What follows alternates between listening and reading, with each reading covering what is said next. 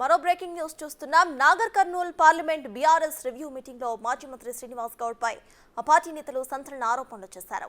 గద్వాల అభివృద్ధిని శ్రీనివాస్ అడ్డుకుంటున్నారని గట్టు ఎంపీపీ విజయ్ కుమార్ ఆరోపించారు. కాంగ్రెస్ హయాంలో రాజుల్లా బతికామన్న నేతలు బీఆర్ఎస్ ప్రభుత్వంలో తమ బతుకులు అధ్వానంగా మారాయని ఆవేదన వ్యక్తం చేశారు.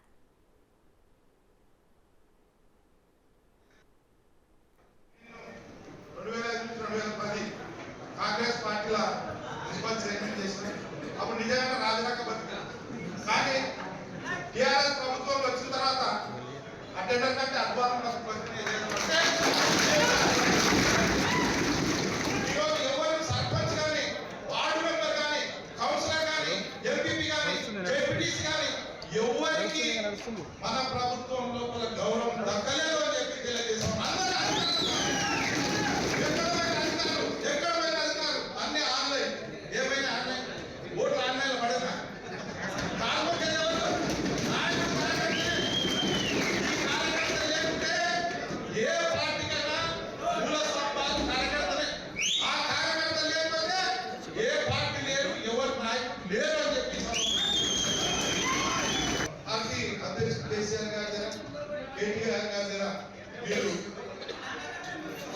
మీరు సంబంధాలు ఉన్నాయి కాబట్టి మీరు చెప్తారన్న ఉద్దేశంతో చెప్తున్నా.